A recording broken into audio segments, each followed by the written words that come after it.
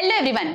बच्चों, हम इकोनॉमिक्स का चैप्टर 1 देख रहे हैं और लास्ट लेक्चर में हमने हमारे वांट्स क्या होते हैं ये डिटेल में स्टडी किया है। बच्चों, what do you mean by want, what is the classification of wants and what are the characteristics of wants, ये बहुत डिटेल में हमने देखा है बच्चों। ओके, आज के इस लेक्चर में बच्चों हम और बहुत सारे कॉन्सेप्ट्स देखने वाले हैं, माइक्रो इकोनॉमिक्स के बेसिक कॉन्सेप्ट्स, जो टर्म्स हमें आगे चल के भी बहुत यूजफुल रहेंगे। So without any further delay let's begin with today's lecture.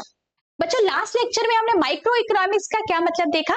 Micro economics मतलब दैट पोर्शन ऑफ इकोनॉमिक्स जो बहुत डिटेल में एनालिसिस करता है किसी भी इंडिविजुअल को या किसी भी पर्टिकुलर फर्म को, पर्टिकुलर इंडस्ट्री को, कोई भी इंडिविजुअल कमोडिटी को, राइट। अब माइक्रो इकोनॉमिक्स में जो टर्मिनोलॉजीज यूज होते हैं वो हम डिटेल में देखने वाले हैं। ओके, तो टेक्स्ट बुक का आप पेज नंबर 4 खोलिए बच्चों, और वहां पे लेट अस सी हमारा जो सेकंड कॉन्सेप्ट है, goods and services. I want you all to sit with your pen, pencil, highlighter, ताकि जहां जहां इंपॉर्टेंट पॉइंट्स है मैं आपको बोलूंगी मार्क करना है ऑब्जेक्टिव टाइप में, या फिर रिकॉल करने के लिए जो इंपॉर्टेंट वर्ड्स है वो आपको हाईलाइट करने हैं बच्चों। ठीक है, सो हमारा आज का कॉन्सेप्ट है गुड्स एंड सर्विसेज। अब गुड्स और सर्विसेज का क्या मतलब होता है इकोनॉमिक्स में, let us read. These are popular terms of economics.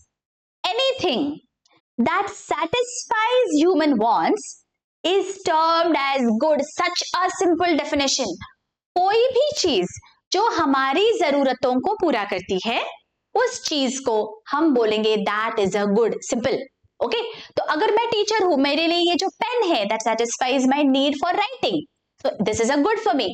If there is a doctor, उसके लिए stethoscope will be a good. You all are students, for you all your books are goods, right? जो भी आपके wants को satisfy करता है वो चीज goods हो जाएंगी। Okay, see it has material existence. Okay, वो material existence होना चाहिए, मतलब I should be able to touch and feel it. Okay, वो चीज होनी चाहिए तो मैं इसे बोलूंगी good. Okay, और अगर वो कोई चीज नहीं है तो that falls under the category of services. Services also satisfy human wants, but they do not have material existence. For example, teaching offered by a teacher.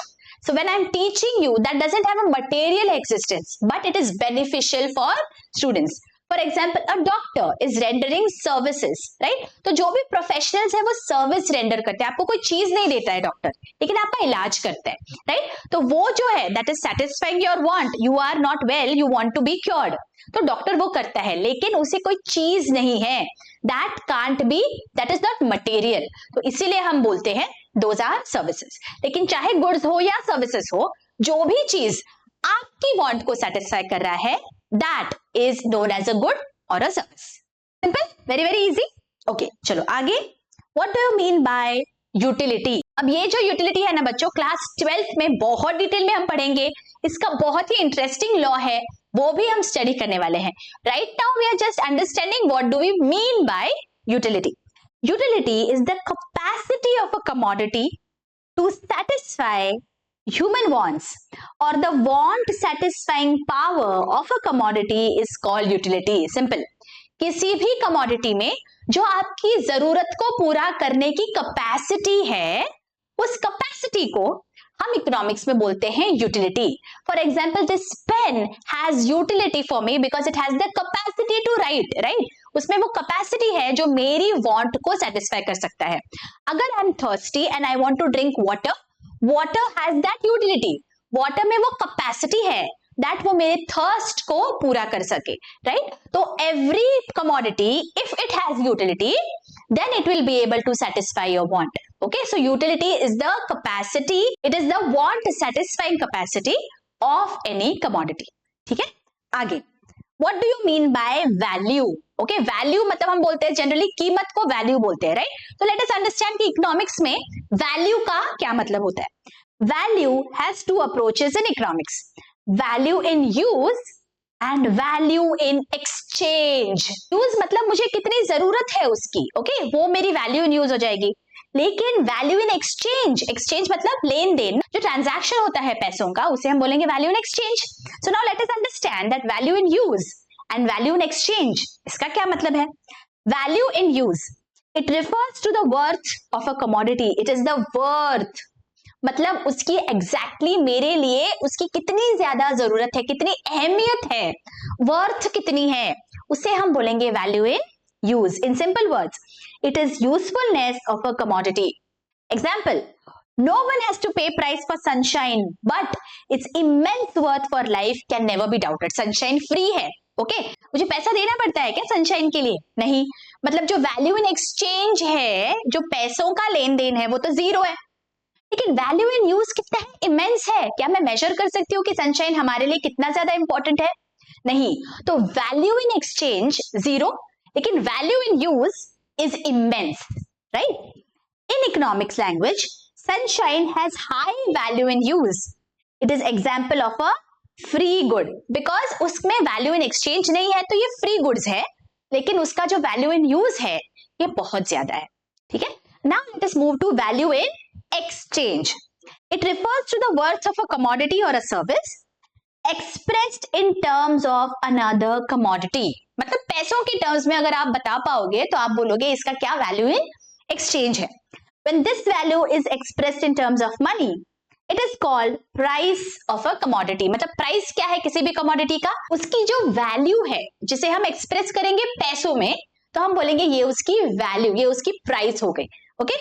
A good which commands a price is termed as economic good. For example, TV, car, washing machine, refrigerator, etc. Okay? किसी भी चीज की आप कीमत बता सकते हो, तो आप उसे बोलोगे इकोनॉमिक गुड. इसका मतलब उसमें कुछ वैल्यू इन एक्सचेंज है. अगर मैंने ये पेन दिया तो वो पेन के बदले में मुझे कुछ पैसा मिलेगा, राइट? मैं अगर दुकान पे जाके कोई चीज खरीद सकती हूँ तो उसे मैं बोलूंगी वैल्यू इन एक्सचेंज, राइट? लेकिन वैल्यू इन यूज वो चीजें होती है जो फ्री होती है, लेकिन उनका हमारे लाइफ में बहुत अहमियत होती है, तो उसे हम बोलते हैं वैल्यू इन यूज. तो इकोनॉमिक्स में हमने दो वैल्यूज सीखे बच्चों, value in use and value in exchange. ठीक है? Now let us move to a very interesting paradox, जिसे हम बोलते हैं water diamond paradox of values. Okay? जैसे कि हमें पता है वाटर क्या है, हमारे लाइफ की तो बहुत ही ज्यादा बेसिक नीड है, राइट? वाटर, पानी के बिना तो जीना ही असंभव है, right? So water is very very very crucial for life. तो value in use of water क्या है? हाईएस्ट है, बहुत ही ज्यादा है. लेकिन वैल्यू इन एक्सचेंज क्या है वाटर का? बहुत ही कम, राइट? हम बहुत कम पैसा देते हैं compare to the immense value that water has for us, right? तो वाटर के लिए अगर हम देखेंगे तो देखिए पानी यहाँ पे दिखाया हुआ है, value in use is very very high, but value in exchange is very low, right? बहुत कम. अभी इसका ऑपोजिट, डायमंड, गोल्ड, जो भी लग्जरी प्रोडक्ट्स है, उनका वैल्यू इन यूज क्या है बताइए मुझे? क्या वो जरूरी है जीने के लिए? अगर आपके पास डायमंड नहीं होते हैं तो क्या आप जी सकते हो? Of course, right? तो उनका वैल्यू इन यूज क्या है? Nothing. But value in exchange, immense. Value in exchange is very very high, they demand high prices. तो जब हम वैल्यू इन एक्सचेंज देखेंगे डायमंड का, तो बहुत ही ज्यादा स्काई हाई है. अगर हम सोचेंगे बच्चों तो डायमंड, गोल्ड, ये जो भी लग्जरी प्रोडक्ट्स है, उनके सिवा भी हम बहुत ही अच्छी लाइफ जी सकते हैं. हमने अटैच की है वैल्यू उनपे, इसीलिए, राइट? तो इसीलिए इसे हम बोलते हैं दिस इज अ पैराडॉक्स. जिसका वैल्यू इन यूज बहुत है उसका वैल्यू इन एक्सचेंज नेग्लिजिबल है, लेकिन जिसका वैल्यू इन यूज बिल्कुल भी नहीं है उसका वैल्यू इन एक्सचेंज बहुत ज्यादा हाई है. तो उसे हम बोलते हैं paradox. Okay, late us read. Some commodities have high value in use but low exchange value. Example, water. Various. Some commodities have low value in use but high exchange value due to its scarcity. That is diamond. तो इसे हम बोलते हैं water diamond paradox of values. तो हमने यहाँ पे तीन कॉन्सेप्ट्स देख लिए बच्चों. कौन से? सबसे पहले हमने देखा what are goods and services. Okay, उसके बाद हमने देखा what do you mean by utility, और बाद में हमने देखा what do you mean by value, right? अब नेक्स्ट हमारा कॉन्सेप्ट है वेल्थ. वेल्थ का क्या मतलब होता है? हमने देखा है ना, economics is a science of wealth. हमने डेफिनेशंस ऑफ इकोनॉमिक्स में देखा फर्स्ट लेक्चर में. तो भाई वेल्थ का क्या मतलब होता है? Let us read. Wealth refers to anything which has market value and it can be exchanged for money. मतलब उसकी मार्केट में कोई ना कोई कीमत होनी चाहिए और मैं उसे पैसों के बदले में एक्सचेंज अगर कर सकती हूँ तो मैं बोलूंगी ये चीज मेरे लिए वेल्थ है.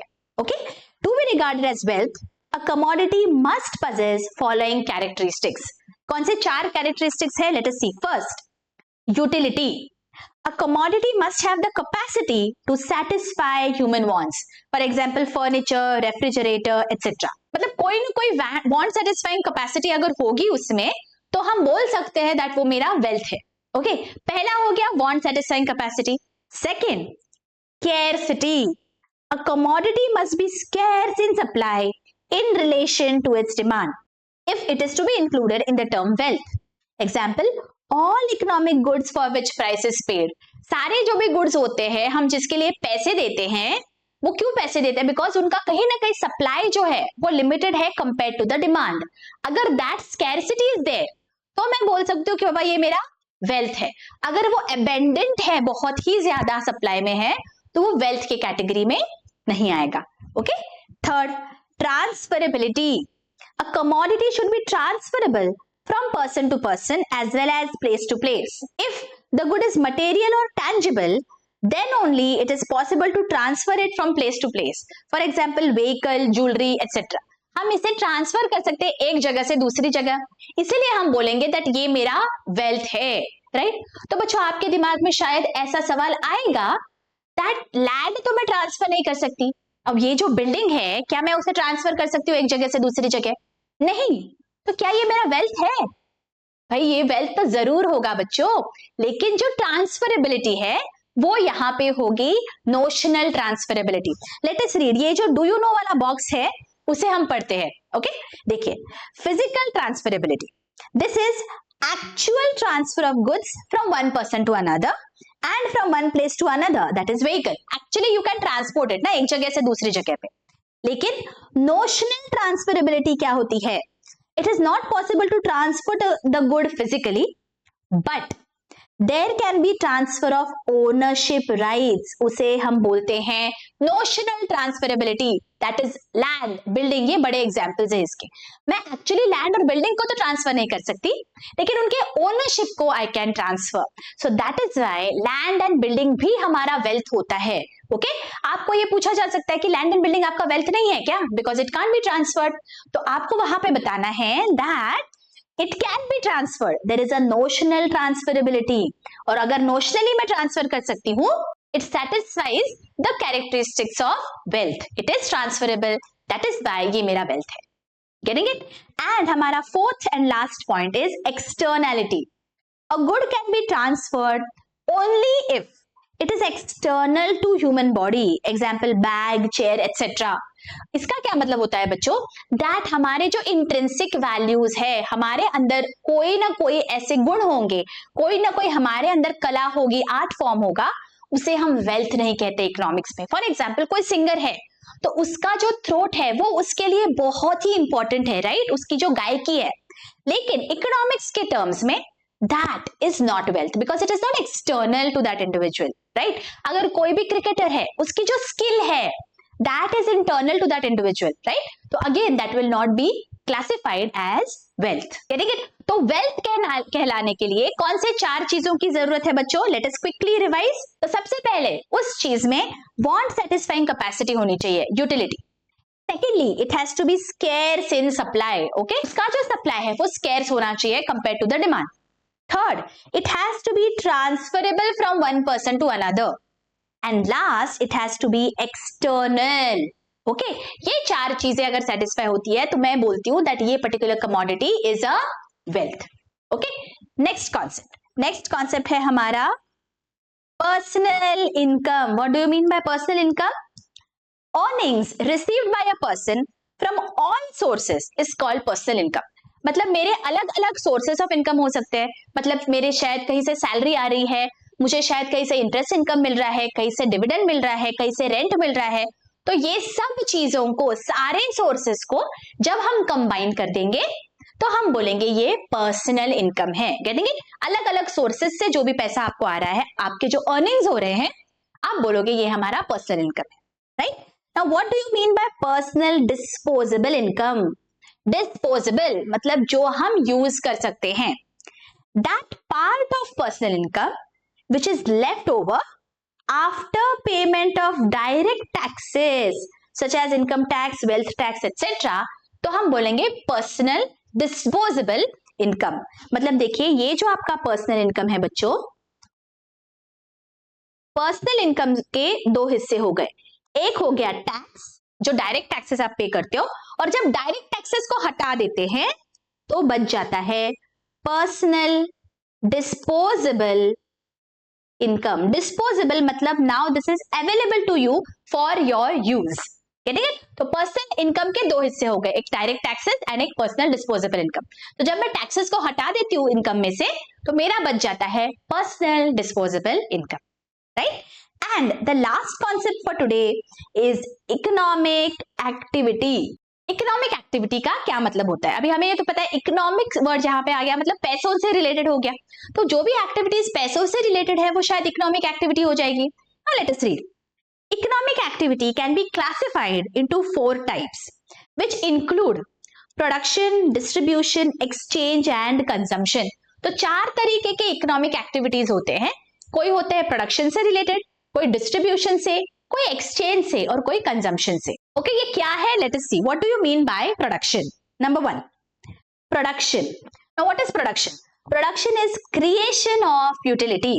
There are 4 factors of production such as land, labor, capital and entrepreneur. तो प्रोडक्शन का क्या मतलब होता है? आप कुछ चीज को क्रिएट कर रहे हो, उसे यूटिलिटी है, ऐसी चीज को आप क्रिएट कर रहे हो, तो आप बोलोगे आई एम प्रोड्यूसिंग समथिंग। तो जब भी आप प्रोड्यूस करते हो बच्चों कोई भी चीज, तो आपको 4 चीजों की जरूरत होती है। उन 4 चीजों को हम बोलते हैं फैक्टर्स ऑफ प्रोडक्शन। ये फैक्टर्स ऑफ प्रोडक्शन बहुत ही इंपॉर्टेंट है बच्चों, आगे चल के भी आपको ये इसके बारे में सीखना है। What are the 4 factors of production?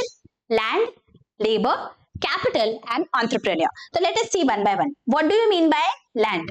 Land in economics is a wide term. It is a natural factor of production. ये नेचुरल है ना, land is available to us. Any natural resource that is available on above and below the surface of the earth is called land. देखिए, on the surface of the earth, above the surface of the earth या below the surface of the earth, सारी चीजों को हम economics में land बोलेंगे। Let us read. Minerals which are found below the surface of the earth, right? Minerals are found below, तो ये भी लैंड में आ जाएगा।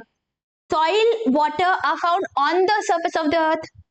Air, sunshine, wind are above the surface of the earth, right? तो ये सारी चीजें लैंड में कैटेगराइज होती है। Land earns rent in the productive activity. तो लैंड जो है उसके बदले में आपको क्या मिलता है? अगर आपने लैंड कहीं पे किराए पे दिया है, आपने किसी बिल्डिंग को किराए पे दिया है, तो आपको क्या मिलता है? आपको मिलता है रेंट।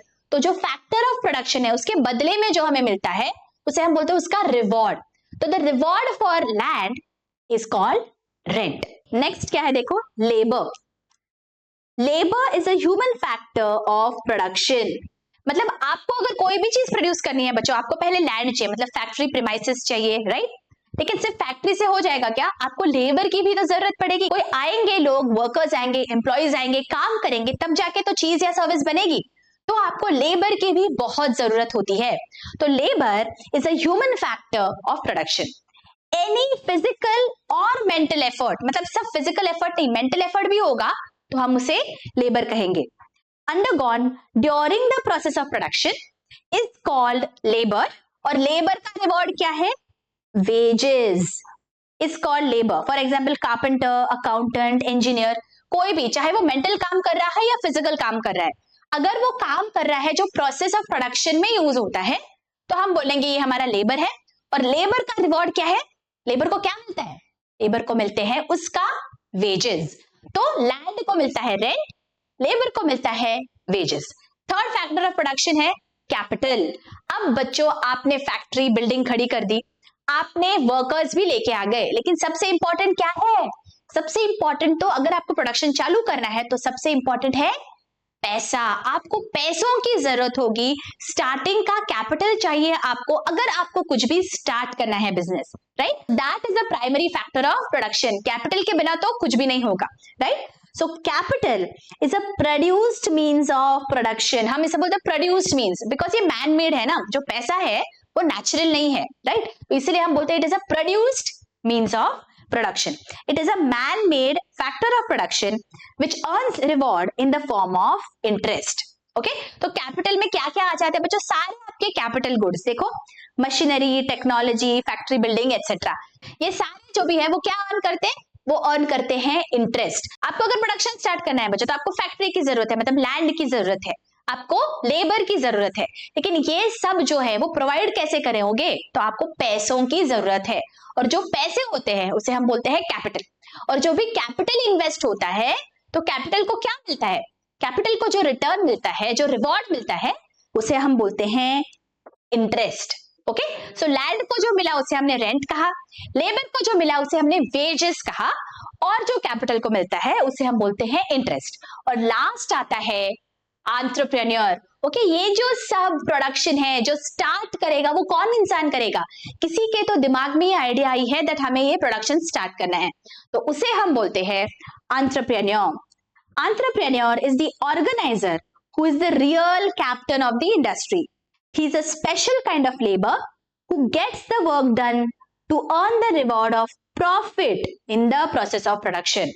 Entrepreneur पूरा बिजनेस संभालता है, सब कुछ करता है, so he is the captain. Okay, वही सब सारे factors of production को साथ में लाएगा and he will ensure that the process of production goes on. Right? तो ये उसकी जो मेहनत है उसके बदले में उसे क्या रिवॉर्ड मिलता है, जाहिर है ना जो भी प्रॉफिट होगा बिजनेस में वो उसका होगा, तो उसका रिवॉर्ड है प्रॉफिट। तो हमारे 4 फैक्टर्स ऑफ प्रोडक्शन क्या है बच्चों, बहुत बहुत इंपॉर्टेंट है, land, labour, capital and entrepreneur, right. और सबके रिवॉर्ड्स क्या क्या है, लैंड को क्या मिलता है, रेंट मिलता है, लेबर को मिलता है वेजेस, कैपिटल को मिलता है इंटरेस्ट एंड एंटरप्रेन्योर को मिलता है प्रॉफिट। ओके तो प्रोडक्शन के लिए ये चारों चीजें, चारों फैक्टर्स ऑफ प्रोडक्शन जरूरी है। हम क्या देख रहे थे, इकोनॉमिक एक्टिविटी क्या होती है, और इकोनॉमिक एक्टिविटी में सबसे पहला हमने देखा प्रोडक्शन। ओके सेकंड चीज क्या होती है इकोनॉमिक एक्टिविटी कहलाने के लिए, there has to be distribution. अभी डिस्ट्रीब्यूशन किस चीज का, देखो it is division of factor rewards among different segments of society. Factors of production claim their rewards, rent, wage, interest and profit through the process of production. मतलब ये जो rewards हमने देखे ना बच्चों, this is the source of income for different people, right? ये किसी ना किसी का तो भी इनकम है, तो ये जो डिस्ट्रीब्यूशन है सारे फैक्टर्स का reward, that is a part of economic activity. Okay तो सारे जो भी फैक्टर्स ऑफ प्रोडक्शन है उनको उनका जब हिस्सा मिल जाता है रिवॉर्ड का, तो हम बोलते हैं there has been some distribution of rewards. तो पहला हो गया प्रोडक्शन, दूसरा हो गया रिवॉर्ड्स का डिस्ट्रीब्यूशन। अभी थर्ड क्या है, देखो थर्ड इज एक्सचेंज। एक्सचेंज क्या है, it is give and take between various units in the economy. Exchange refers to sale and purchase of goods and services. मतलब जो भी आपने गुड्स एंड सर्विसेज को प्रोड्यूस किया है, आपने क्यों प्रोड्यूस किया, ताकि आप उसे बेच सको, राइट। आप बेचोगे तो कोई ना कोई खरीदेगा, तो ये जो ट्रांजैक्शन हो रहा है purchase and sale of goods and services का, उसे हम इकोनॉमिक्स में बोलेंगे दिस इज एक्सचेंज, और इस एक्सचेंज को हम इकोनॉमिक एक्टिविटी बोलते हैं, right. So in economics exchange is necessarily a monetary transaction, मतलब जो एक्सचेंज हो रहा है वो पैसों के लिए होना चाहिए, तो हम बोलेंगे this is exchange, right. And last economic activity के लिए होना चाहिए कंजम्पशन। कंजम्पशन मतलब क्या, it is making use of the goods and services to satisfy human wants. तो ये जो purchase and sale of goods and services हुआ, इसके बाद आपका कंजम्पशन भी होना चाहिए। कंजम्पशन मतलब आपने उस गुड्स को यूज किया, उस सर्विस को जब आपने यूज किया आपके वांट्स को सेटिस्फाई करने के लिए, तो हम बोलेंगे आपने उसे कंज्यूम किया। तो इकोनॉमिक एक्टिविटी कहलाने के लिए 4 चीजें होती है, वो क्या है, देखो हमने देखा है there has to be production। Production में हमने 4 फैक्टर्स ऑफ प्रोडक्शन देखे। there has to be distribution। Distribution मतलब जो फैक्टर के रिवॉर्ड्स है, rent, wages, interest and profit, उनका प्रॉपर डिस्ट्रीब्यूशन होना चाहिए। उसके बाद जो भी गुड्स और सर्विसेज हम प्रोड्यूस करेंगे उसका मॉनेटरी एक्सचेंज होना चाहिए, एंड एक्सचेंज के बाद वो goods and services have to be consumed for satisfaction of wants. तो ये सारी चीजें मिला के क्या होता है, हमारा इकोनॉमिक एक्टिविटी हम बोलेंगे। तो इकोनॉमिक एक्टिविटी कहलाने के लिए 4 चीजें हो सकती है, production, distribution, exchange and consumption. Okay तो बच्चों इसी के साथ हमने माइक्रो इकोनॉमिक्स के जो मेजर कॉन्सेप्ट्स है हमें वो हमने यहाँ पे स्टडी कर लिए। आई होप यहाँ तक आपको बहुत ही अच्छी से समझ गया है बच्चों। मैंने चैप्टर वाइज प्लेलिस्ट बनाया हुआ है बच्चों सारे economics as well as accountancy के लिए।